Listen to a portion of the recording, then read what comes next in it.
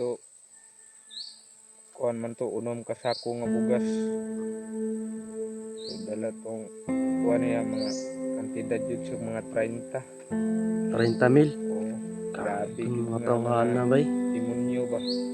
Grabe jud sila ka wa jud sila ni sabot sa kuang kapait nga wa ko'y trabaho. Ano napugos ko ngani karon taping nga bahalag to nga sa importante nga walay dautan mahitabo sa kong anak makahatag man ko sila ang gibangayo. Imong anak po kuha ang babae po kuha. Gani kay gipatakas gid imong asawa ba. Bigay na ko gidalag apil. Nagpadala sila ng sulat sa asawa niya tol. Kaya yung asawa niya natakot din na pumunta sa barangay. At doon muna yung asawa niya sa barangay pala. Hanggat wala pa si Brad Buboy. Pero yung problema yung anak mo ngayon. Pero may tagal naman sila. Isang linggo ra. Isang linggo. So what's up tol? Isang mapagpalang araw po sa inyong lahat no. Thank you so much po sa walang sawang suporta po niyo tol sa aking YouTube channel Mikoy Adventure 07. Sa hindi pa po nakasubscribe tol, mag-subscribe na po kayo dyan. Nandyan lang po at tupukin niyo po yung notification bell para updated po kayo sa mga bagong ilalabas naming video tol. Thank you for watching po sa lahat ng pinapalabas naming video dahil sa mga pangyayari. So yun tol, mega love shout out po sa inyong lahat dyan bago po tayo magsisimula dahil mayroon tayong mayroon akong kunting ipapaalam po sa inyo o ipa-update sa inyo no sa mga nangyayari na hindi namin na video dahil tungkol kay Brad Buboy. Yun tol, mega love shout out po kay Mama Corazon Raboy, shout out po kay Ate Lynn, kay Kuya Jeep Alvarado. Ayan, mega love shout out po kay Nanay Elizabeth, shout out po at saka kay Mama Estabillo. Shout out po sa mama, ingat po kayo palagi. At lalong-lalo na kay Kuya George, shout out po sa Kuya George at kay Nanay Bibit, kay Ate Lourdes, shout out po. At lalong-lalo na kay Ate Mirna. Shout out po sa Ate Mirna. Mega love shout out po. Ingat po kayo palagi. Mga OFW natin dyan, ingat po kayo palagi sa ibang bansa tol. Alam natin na alam niyo din na malayo kayo sa pamilya nyo at tatagan nyo po yung loob nyo, lagi po kayong magdasal. Sana po ay ipagdasal ko po din na yung mga kalusugan niyo dyan tol na sana hindi kayo magkasakit, gabayan kayo lagi ng ating Panginoon, ating mahal na Ama at sa lahat ng kapatid nating mga kaibigan nating Muslim no. Ingatan na sana kayo ni Allah. Ayan. Yan tol, sa lahat ng mga kaibigan nating mga viewers natin na Muslim diyan, sa hindi tayo marunong magsalita ng kanilang so ayun, magandang araw sa inyong lahat kaibigan. So ito, so yun tol, shout out nga pala kay Terosi, may shout out sa Terosi, ingat po kayo palagi dyan. So yun tol, dito kami ngayon ni Brad Buboy sa area dahil nag-sideline po kami tol no sa mga may gumahan kasi dito tol, nagporsinto lang din, tunga kami ng may-ari ni Brad Buboy, may kasino kayang may-ari nito, nag-sideline lang siya dito dahil may malaking problema kami o may malaking problema si Brad Buboy no. So yun tol, so nakita nyo yung video namin na nawala na yung pamilya ni Brad Buboy. Ganito kasi yan tol no? Sa pag-ikot-ikot namin doon, hindi namin nakita yung pamilya niya at saka may nakita kami mga tao na hindi basta-basta na mga tao tol na may mga itak o mga matatalim na mga bagay. Yun, umatras kami tol, umuwi kami at pinuntahan namin sa barangay nila, malayong malayo pa yung barangay nila tol. At doon tol, nakita po namin yung pamilya ni Brad Buboy. Pero ang nandun lang tol, ang asawa niya at yung bunso niyang anak. Wala po yung tol. Wala po yung anak niya na panganay, yung babae. Maliit pa daw yun tol, mga pila to ka tuig Brad? Dalawa. Oh, 2 taon pa lang tol. O magtatlo na siguro. So, yun tol, nag-alala kami. At doon na-interview ko yung asawa ni Brad Buboy. Yun ang sabi tol na may mga Hindi mga armado tol, puro may mga itak. Minsan daw, yung labaw-labaw nila, ang labaw-labaw lang may dala pusil brad. Ang labaw-labaw nila tol, yung commander nila ay may dalang baril. Base sa sinabi ni Brad Buboy sa akin, yung mga tao na daw yan, ay wala po daw yung mga relihiyon. Walang sinasamba. Meron silang sinasamba pero sa demonyo. Ganito tol, yun, tumayo yung balahibo ko sa kwento ni Brad Buboy. No? Tumayo talaga yung balahibo ko. Dahil sa sinasabi na sa akin, medyo natakot din ako ba, pero hindi gaano katakot. Natakot ako sa anak niya kung anong mangyari. Dahil hawak daw ng mga tao na yun, ang anak niya Brad Buboy na babae. At buti na lang tol, yung asawa niya tol, ay pinauwi. No? At pinadalhan ng sulat. No? Kasi may lihim pala to si Brad Buboy na hindi sinabi sa akin na yung mga tao pala na yun ay buwan-buwan humihingi sa kanya ng bigas. Tol, nasa tuktok to ng bundok yan sila.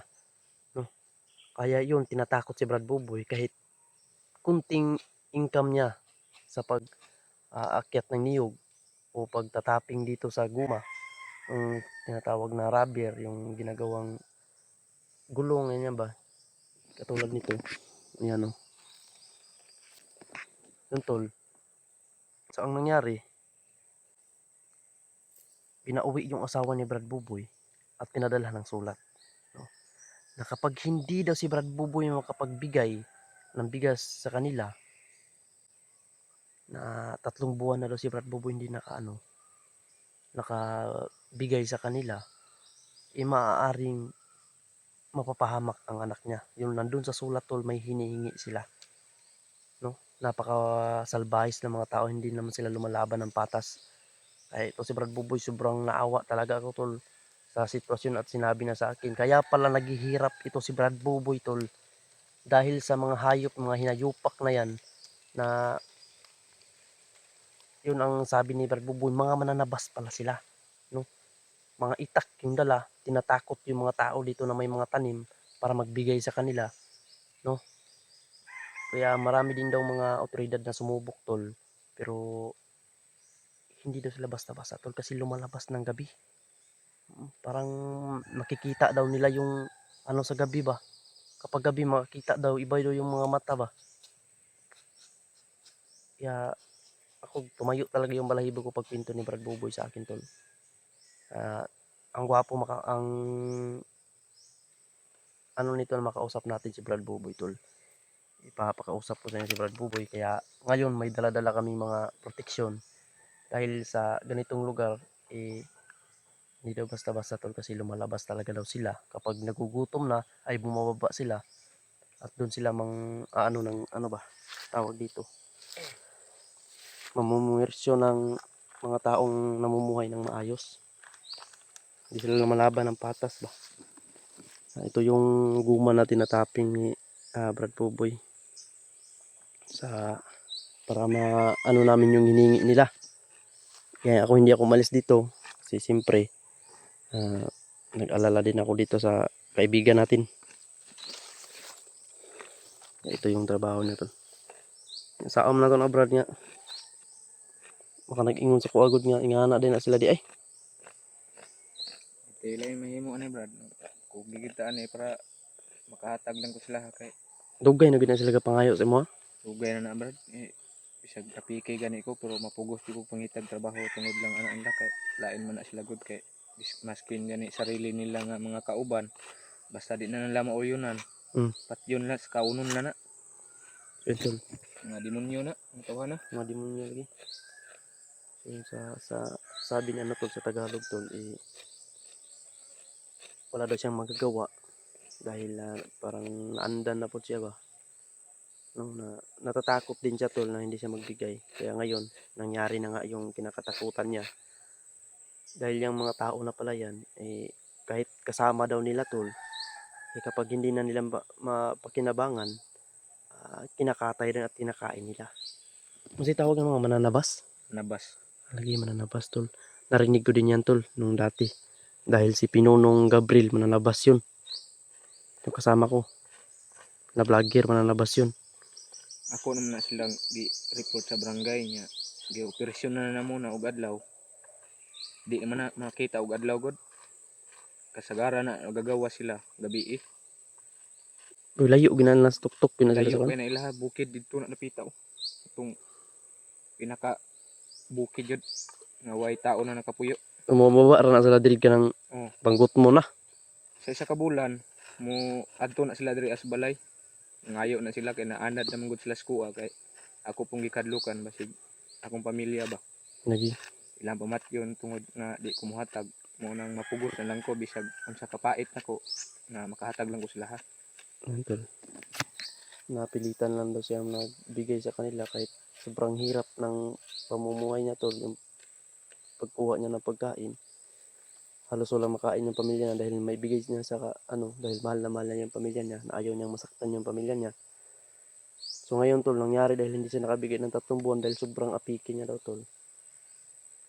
So ngayon, ganito yung trabaho namin tol. Si Brad, sinamahan ko dito ng guma para maipon ang pira tol dahil may hiningi. Magkano yung hinihingi nila Brad? Sa Siguro sulat.